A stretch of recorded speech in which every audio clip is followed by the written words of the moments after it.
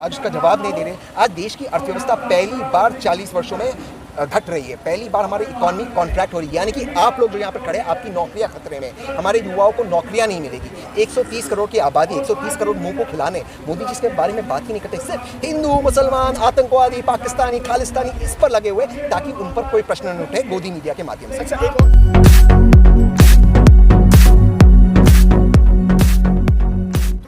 आप सरकार को बुलाती भी नहीं है बात करने के लिए। मोदी जी को ये लगता है और उनकी सरकार को ये लगता है, और माफ करना, मैं सिर्फ मोदी जी का नाम और अमित शाह जी का नाम इसलिए ले रहा हूँ कि सरकार दो ही लोग चलाते हैं और कोई चलाता नहीं सरकार। तो मोदी जी और अमित शाह जी को ये लगता है, अब उनका नया मास्टर स्ट्रोक है कि अब गर्मी में लोग थक जाएंगे। अब ये भूल गए, जब इस सर्दी में लोग नहीं उठे तो गर्मी में क्या है, ये हमारे किसान हैं, हम इनके लिए AC भी लगवाएंगे, बिजली का बिल देकर हम बिजली भी लगवाएंगे, लेकिन हम मोदी जी को कामयाब नहीं होने देंगे। ये कानून वापस जाएगा तब हम घर वापस जाएंगे।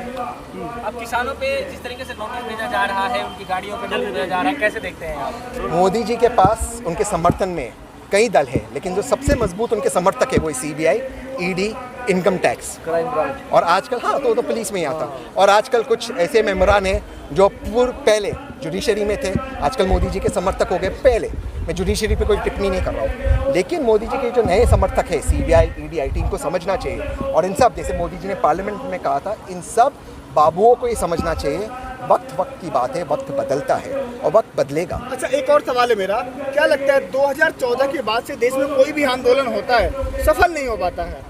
क्योंकि मोदी जी के पास मीडिया की ताकत है। मीडिया दिखाती है कि बाकी सारे लोग गलत हैं, लेकिन इस बार देश परेशान है। 100 रुपया पेट्रोल चल रहा है, मोदी जी इसका जवाब नहीं देते।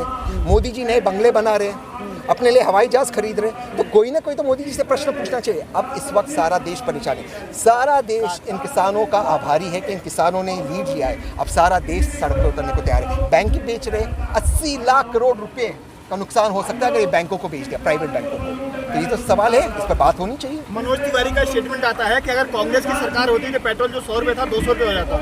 ये मनोज तिवारी का वो भी स्टेटमेंट था, बहुत फेमस वायरल हुआ था कि मोदी जी आएंगे तो पेट्रोल के दाम कम करेंगे। देखिए, मनोज तिवारी जी एक अभिनेता है, लेकिन उनसे बेहतरीन अभिनेता भाजपा में, उनका नाम है नरेंद्र मोदी जी।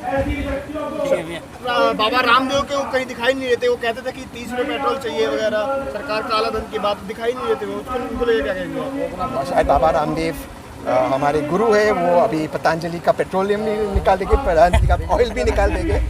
तो अब देखिए, ऐसे ऐसे जो लोग, जिन लोगों ने मोदी जी का समर्थन किया, आज वो बात नहीं कर रहे, आज उसका जवाब नहीं दे रहे। आज देश की अर्थव्यवस्था पहली बार 40 वर्षों में घट रही है। पहली बार हमारी इकोनॉमी कॉन्ट्रैक्ट हो रही है, यानी कि आप लोग जो यहाँ पर खड़े हैं, आपकी नौकरियां खतरे में। हमारे युवाओं को नौकरियां नहीं मिलेगी। 130 करोड़ की आबादी, 130 करोड़ मुंह को खिलाने मोदी जी इसके बारे में बात ही नहीं करते। सिर्फ हिंदू, मुसलमान, आतंकवादी, पाकिस्तानी, खालिस्तानी इस पर लगे हुए ताकि उन पर कोई प्रश्न न उठे गोदी मीडिया के माध्यम से। अच्छा, एक और सवाल है जो उन्होंने बोला था कि जो बिल है ना, इससे क्या होगा, छोटे किसान जो हैं उनको फायदा होगा, छोटे किसान और आगे आएंगे, उनको विकास का मौका मिलेगा। देखिए, मैं अमित शाह जी पे विश्वास रखता हूँ, पूरा विश्वास रखता हूँ। अब अमित शाह जी ने क्या कहा था 2014 में, मैं चौथा इंसान था, कहा था ना। फिर अमित शाह जी ने क्या कहा कि मैं एक किसान हूँ।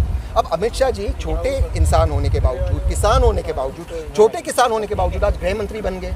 उनके बच्चे करोड़ों में खेल रहे हैं, उनके बच्चे क्रिकेट बोर्ड में। एक पुराना कानून हमको चलेगा, नया कानून मत दो। हम भी अमित शाह की जगह आगे जाना चाहते हैं, हम भी वही चाहते हैं। पुराना कानून हमारे लिए भी अच्छा है।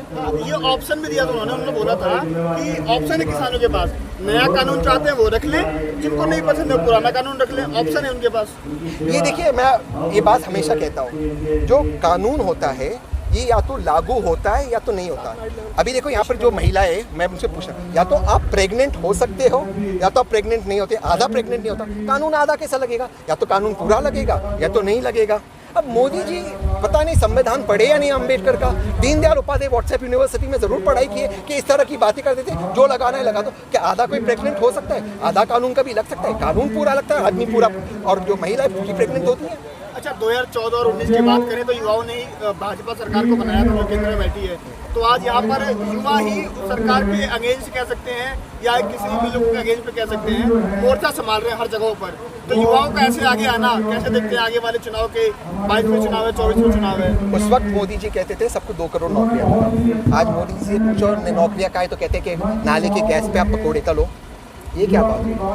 आप नौकरियां क्यों नहीं देते हो लोगों को? आपने कौन सी योजनाएं बनाई? मुद्रा लोन की बात करते, 40,000 औसतम जो एवरेज लोन मुद्रा लोन में दिया जाता है, उससे कौन से व्यापार आप शुरू कर सकते हो? चालू करो गाजीपुर में कोई व्यापार 40,000 में, दिल्ली में।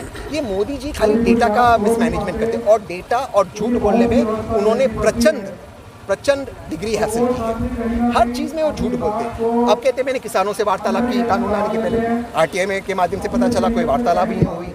इनको पूछा कि नौकरी का डेटा दो, डेटा नहीं है। तो जब मोदी जी के पास डेटा नहीं है तो देश तरक्की कैसे कर रहा है? मोदी जी किस मुंह से बोलते हैं कि देश तरक्की? सर ट्वीट की बात करें तो एक विदेशी ट्वीट के बाद उसके बाद तो देशभक्ति जागती है यहाँ पे सितारों तमाम जो क्रिकेटर हैं, क्या कहना चाहेंगे? देखिए, मोदी ग्रेटा ने क्या बोला या किसी और लड़की ने क्या बोला, इस पर एक जैसे वो मेरे पहले जिसने बोली थी वक्ता ने, उन्होंने कहा कि मानव अधिकारों पर सबको बोलने का अधिकार है। हम भी बोलते हैं, अमेरिका में कुछ होता, कहीं और कुछ होता है। लेकिन सबसे अच्छा टूल किट हमें किसने दिया था? महात्मा गांधी ने। और महात्मा गांधी की टूल किट को कॉपी किया मार्टिन लूथर किंग ने अमेरिका में। किसी ने मार्टिन लूथर किंग को नहीं बोला ये हमारा अंदरूनी मामला है। महात्मा गांधी ने उनका आंदोलन कहाँ से शुरू किया था? साउथ अफ्रीका से, वहाँ पे प्रेरणा ली थी। किसी ने उस वक्त महात्मा गांधी को नहीं बोला था कि साउथ अफ्रीका का अंदरूनी मामला है। टूल किट तो हमको महात्मा गांधी ने दिया था। अब मोदी जी को महात्मा गांधी की बात समझ में नहीं आएगी, क्योंकि मोदी जी के पार्लियामेंट में बैठी है प्रज्ञा ठाकुर। कौन प्रज्ञा ठाकुर? मोदी जी ने आप मीडिया वालों को कहा था प्रज्ञा ठाकुर को मैं हृदय से माफ नहीं करूंगा। अमित शाह जी ने आप मीडिया वालों को कहा था 10 दिन पे उनका एक्शन होगा। इस बात को 2 साल हो गए। प्रज्ञा ठाकुर भी बैठी हुई, मोदी जी के समर्थक नथुराम गोडसे जिंदाबाद ट्रेंड कर रहे। तो ये जो गांधी वाले सवाल है, ये भाजपा की सरकार को समझ में नहीं आएगी। सर ट्रेंड कर रहा है 4-5 दिन से कि मोदी जी रोजगार दो, क्या युवा जाग चुका है? इसीलिए, और मैं बड़े जिम्मेदारी से ये कह रहा हूँ, मोदी जी सोशल मीडिया पे हमला कर रहे हैं। कल जो उन्होंने ड्राफ्ट कानून लाया, आप लोग सब डिजिटल मीडिया से जी, आप लोग सब डिजिटल मीडिया से, मीडिया को, डिजिटल मीडिया को खास करते वो आईटी रूल्स के माध्यम से कंट्रोल करना चाहते हैं। खबरें दिखाना यह आपका बुनियादी अधिकार है, संवैधानिक अधिकार है। इस अधिकार को वो डायरेक्टली नहीं छीन सकते, तो आईटी के माध्यम से वो आपके अधिकार को लेना चाहते हैं। सोशल मीडिया ने एक जगह है जहाँ पे मोदी जी इस वक्त जीत नहीं पा रहे, इसलिए अब वो सोशल मीडिया को कंट्रोल करने की कोशिश करने वाले, खास करते आप लोग को जो चैनल ईमानदारी से अपना काम कर रहे हैं। ये रूल तो टीवी चैनल पर भी आना चाहिए ना। टीवी चैनल और सोशल मीडिया का जो आ रहा है, दोनों डिफरेंस किया जा रहा है, भेदभाव, क्या उसको कहेंगे आप? बिल्कुल, जो जितने भी टीवी चैनल्स में लोग बैठे जो दिन रात फेक न्यूज़ फैलाते, मोदी जी का समर्थन करते, गलत समर्थन करते, गलत बातें कहते कि यहाँ पे आतंकवादी बैठे, गलत बातें कहते कि यहाँ की फंडिंग बाहर से आ रही है, उन लोगों पे भी कार्रवाई हो। मोदी जी बताए उन पे क्या कार्रवाई की। आपको डिजिटल मीडिया इसलिए कंट्रोल करना है क्योंकि डिजिटल मीडिया पे लोग आपको प्रश्न पूछ रहे हैं। धीरे धीरे मोदी जी हमारे अधिकार छीन रहे हैं, और अधिकार छीनते इस मुल्क को चीन की तरह एज ए डिक्टेटरशिप बनाने की कोशिश कर रहे हैं। कृषि मंत्री जी ने कहा है कि किसान बांस उगाए, बहुत फायदे का सौदा है, जबकि गन्ने की पेमेंट नहीं हुई है, धान का अच्छा दाम नहीं मिलता है। किस तरह से देखते हैं उनका बयान? ये वो कृषि मंत्री है जिन्होंने शायद अपनी जिंदगी में कभी खेती की ही नहीं होगी, और वो लोगों को गन्ने की पेमेंट नहीं आई, और 2 साल से, बिल्कुल सही, ये हमारे किसान भाई 2 साल से गन्ने की पेमेंट है। लेकिन आकर झूठ कहते हैं पब्लिक के सामने और मीडिया के सामने, हमने पेमेंट कर दी, और फिर सुप्रीम कोर्ट में वो लोग एफिडेविट देते हैं कि जो स्वामीनाथन रिपोर्ट है जिस पर सारी लड़ाई शुरू हुई, हम उसको लागू कर ही नहीं सकते। ये मोदी सरकार ने एफिडेविट दिया है, सुप्रीम कोर्ट के अंदर दिया है। सर क्या सरदार पटेल जी के साथ में धोखा हुआ है? जो नाम बदला गया स्टेडियम का, देखिए, एक ही व्यक्ति है जो जब जिंदा था उसने स्टेडियम को अपने नाम पे कर दिया, मोदी जी से पहले। वो थे 1933 में अडोल्फ हिटलर। उन्होंने एक फुटबॉल स्टेडियम को अपने नाम पे किया, यहाँ पर मोदी जी ने एक स्टेडियम को अपने नाम पे कर दिया। ये हुसैन भी किया था, जीवित थे सद्दाम हुसैन। देखिए, तो मोदी जी एक अच्छी कंपनी में है। अडोल्फ हिटलर, सद्दाम हुसैन, मोदी जी सब स्टेडियम अपने नाम पे करते हैं, एक और सवाल है, क्या अपने नाम का सूट पहनते हैं। क्या हमारा देश इतना कमजोर हो चुका है कि एक विदेशी महिला की ट्वीट करने से अपना तब इतना मतलब हल्ला मच जाता है?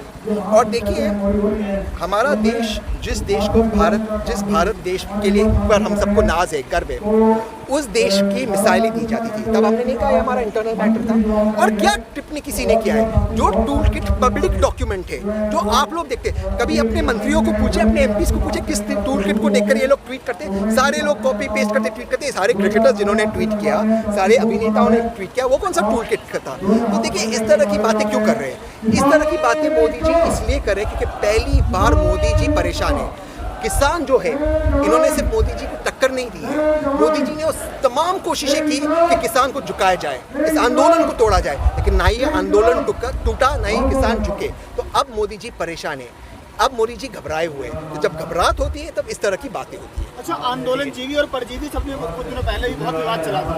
ये आंदोलन जीवी और परजीवी शब्द में मैं आंदोलन जीवी हूँ, जिंदगी भर रहूँगा। मेरे पिताजी ने, मेरे दादाजी ने गांधी और नेहरू का मुल्क चुना है, अम्बेडकर का मुल्क चुना है, ना कि मोदी जी के राजनीतिक पूर्वजों का मुल्क जो था गोलवलकर और गोडसे का मुल्क। गोलवलकर ने अपनी किताब में कहा है कि जो भारत का संविधान है वो इम्प्रैक्टिकल है और तिरंगा अशुभ है। मोदी जी आप लोगों को देशभक्ति का सर्टिफिकेट नहीं पाते और देश परस्त होने का सर्टिफिकेट अगर मोदी जी ना दे तो ये सबसे अच्छा काम करेंगे। ठीक है सर।